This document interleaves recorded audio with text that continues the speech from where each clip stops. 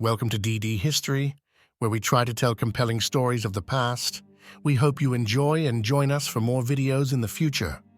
Today, we're talking about John F. Kennedy, better known as JFK, the 35th President of the United States. A man whose life seemed to be straight out of a novel. Rich family, glittering future, incredible speeches, dramatic challenges, and ultimately, a tragic end that shook the entire world. But before he was a president inspiring millions with the words, "Ask not what your country can do for you, ask what you can do for your country," he was simply Jack, a skinny kid from Massachusetts, trying to keep up with his big, loud, and ambitious family. John Fitzgerald Kennedy was born on May 29, 1917, in Brookline, Massachusetts, into one of the most famous and wealthiest families in America. His father, Joseph P. Kennedy, was a powerful businessman and politician, the kind of guy who expected his children to achieve greatness.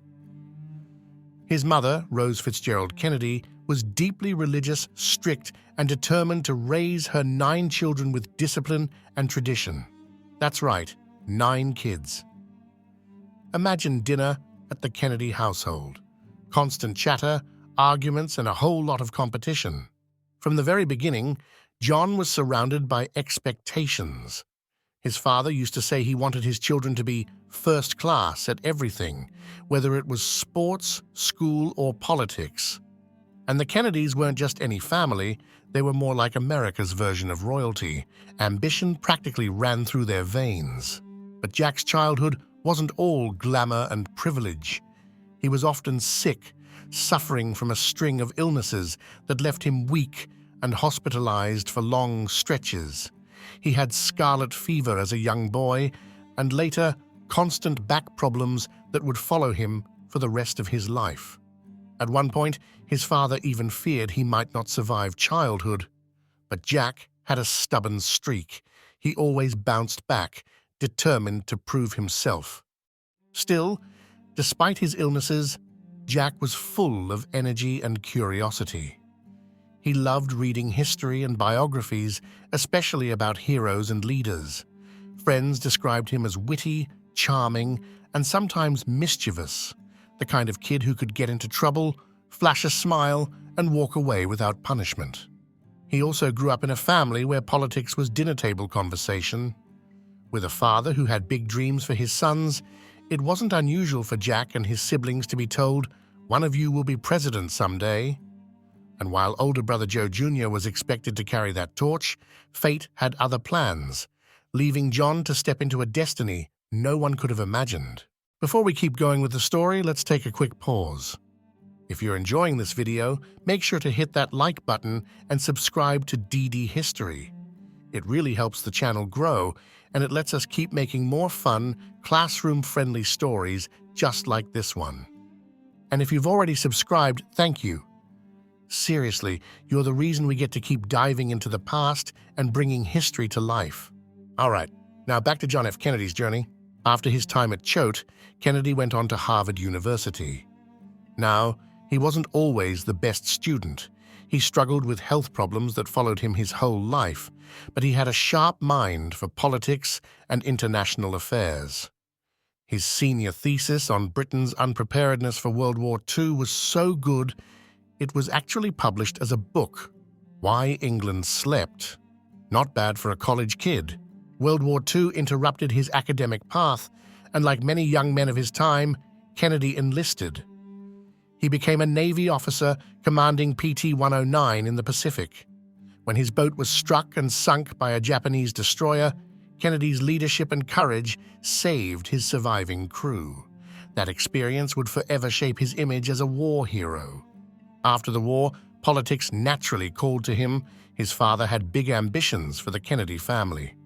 By the early 1950s, John was a rising star. And around this time, he met Jacqueline Bouvier, a smart, stylish journalist who matched his energy and charisma. The two married in 1953, instantly becoming one of America's most glamorous couples. Together, they weren't just a political partnership, they became the face of a new generation of American leadership. By the 1950s, John F. Kennedy was a young, ambitious congressman from Massachusetts.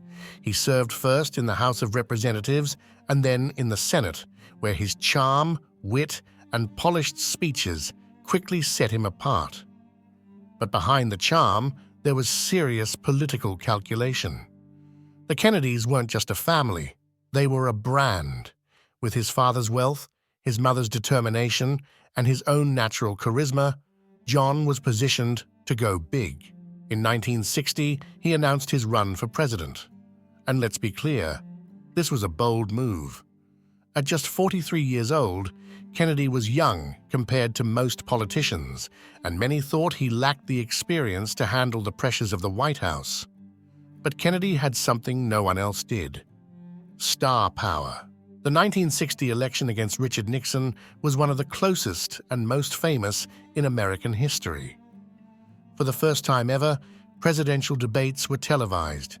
Nixon, experienced but tired-looking, faced off against Kennedy, who looked confident, sharp, and camera-ready.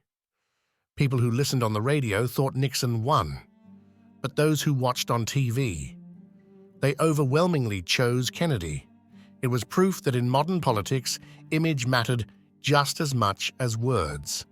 When Kennedy narrowly won, he became the youngest man ever elected president and the first Catholic.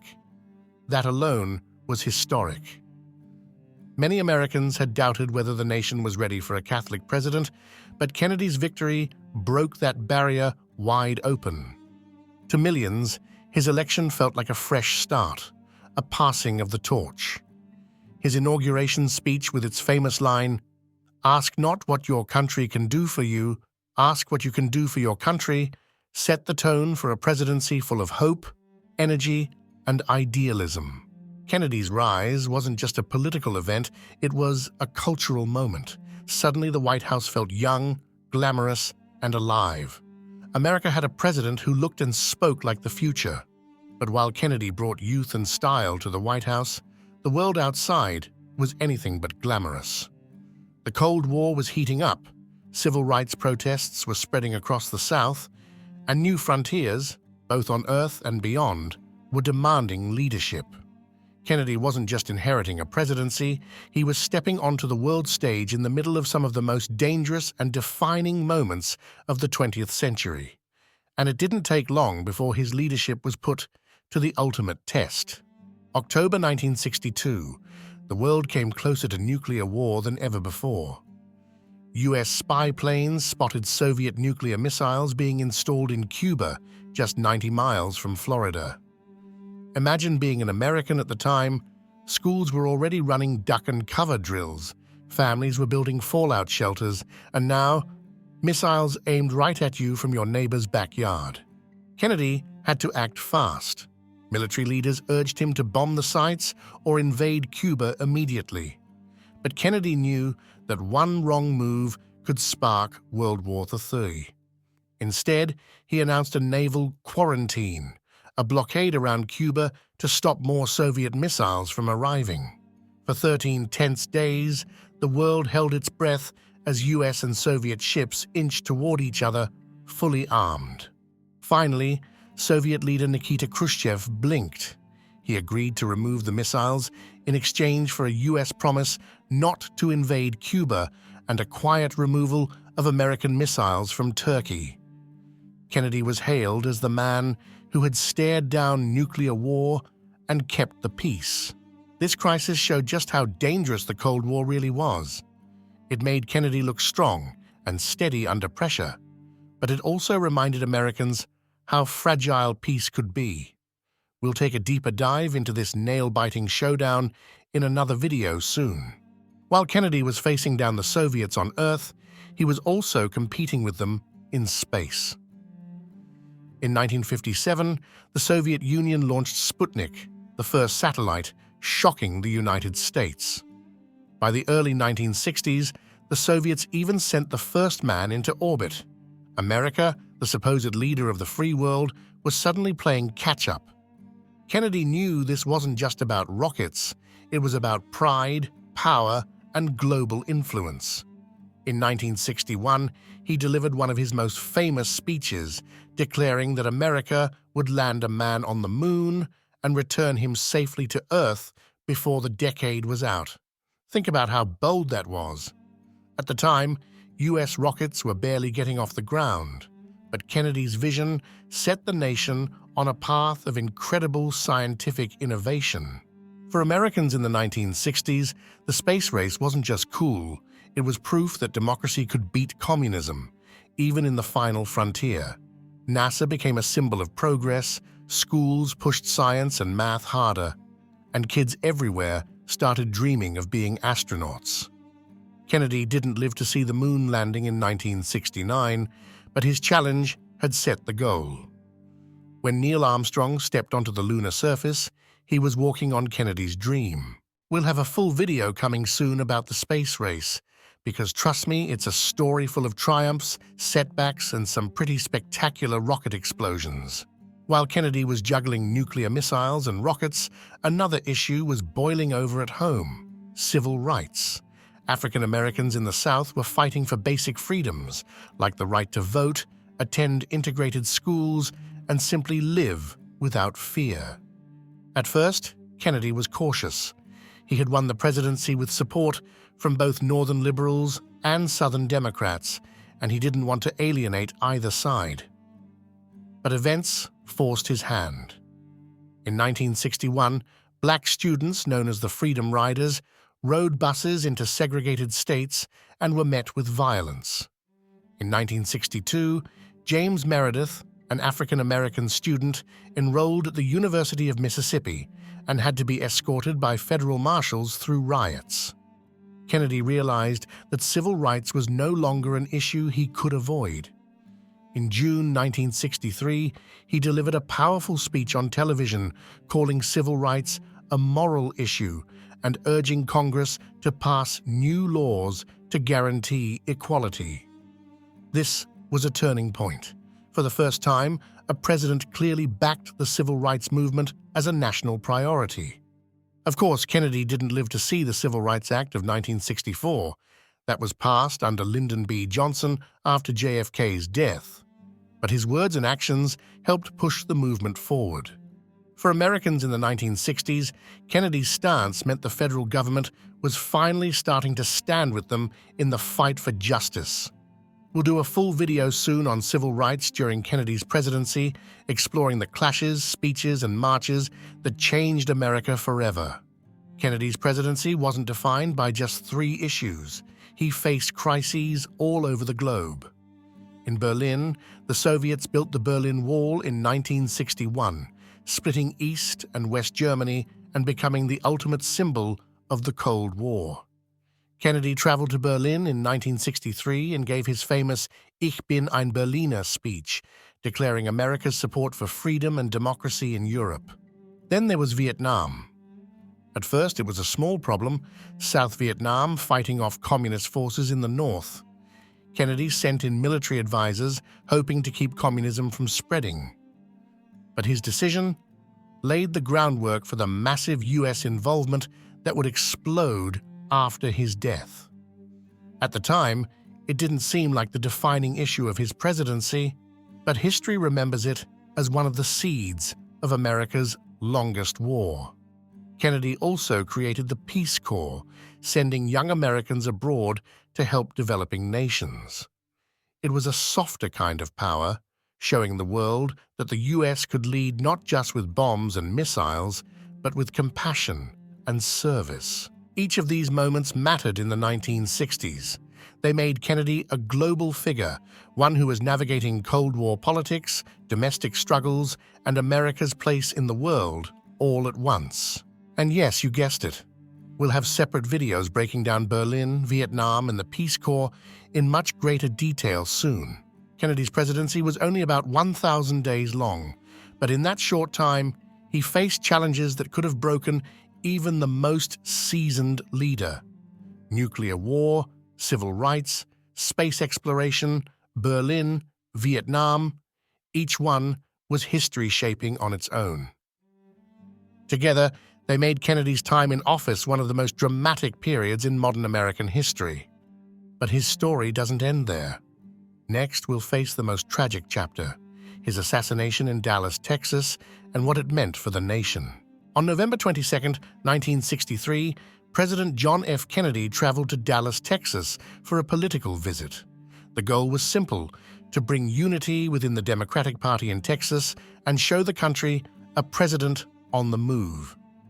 The streets were packed, lined with cheering crowds as Kennedy and First Lady Jacqueline Kennedy rode in an open-top car through downtown Dallas. But then, history changed in an instant. As the motorcade passed Dealey Plaza, shots rang out. President Kennedy was struck and fatally wounded. He was rushed to Parkland Hospital, but the doctors could not save him. The youngest elected president in U.S. history had been assassinated at just 46 years old. The nation was stunned. For many Americans, it was the first time they experienced a collective moment of shock and grief on live television. Schools closed, businesses stopped, and people across the world mourned. In homes everywhere, Americans watched the heartbreaking images of Jackie Kennedy in her blood-stained pink suit, refusing to leave her husband's side, and later, young John F. Kennedy Jr. saluting his father's casket during the funeral procession. The assassination was not just the death of a president, it was the end of what many called Camelot, the idea of a hopeful, youthful, and inspiring presidency that felt larger than life. But as tragic as the moment was, the U.S. government had a plan in place. The Constitution makes it very clear. When a president dies, the vice president immediately becomes president. That very afternoon, aboard Air Force One, Vice President Lyndon B. Johnson took the presidential oath of office. Jackie Kennedy stood beside him, still in her pink suit, as a symbol that the government and the nation would go on. This moment is a powerful example of how the U.S. system of government is designed for stability. Even in the middle of a crisis, there is no confusion about who is in charge. Power passes peacefully and immediately, ensuring that the country can continue to function. Lyndon B. Johnson inherited both Kennedy's presidency and his challenges. Almost immediately, LBJ began pushing for the things Kennedy had started, especially civil rights legislation. He used the nation's grief to build momentum, famously saying, "Let us continue." Under Johnson, the Civil Rights Act of 1964 was passed, one of the most important laws in U.S. history and something Kennedy had been fighting for. Kennedy's assassination also changed how America thought about leadership. It reminded the nation of both the fragility of life and the importance of strong institutions. While one man was gone, the office of the presidency endured and the country moved forward. John F. Kennedy's presidency was cut tragically short, but his legacy lives on in his words, his vision, and the hope he inspired. He urged Americans to ask not what your country can do for you, ask what you can do for your country. That call to service, to action, and to belief in a better future continues to inspire generations. Kennedy's death was one of America's darkest hours, but out of it came a reminder of resilience. The United States carried on, stronger for the struggle, and determined to honor the work Kennedy left unfinished. John F. Kennedy's presidency may have been brief, but his legacy continues to shine. From carrying America's hopes during the Cuban Missile Crisis to inspiring a nation to reach for the stars, he showed that leadership isn't just about power, it's about vision and belief. We saw how he challenged America to land a man on the moon before the decade was out, and how that set the course for the greatest leap in human history. His words still echo, reminding us that progress comes when we're brave enough to choose the hard path. Thank you for traveling through history with us today. If you enjoyed discovering the life of President Kennedy, make sure to like this video and subscribe to DD History. Stay tuned. A brand new episode is coming soon where we'll take a deeper dive into the space race, exploring how JFK's lunar vision transformed the world, literally. Until then, keep asking, keep dreaming, and never forget to reach for the stars.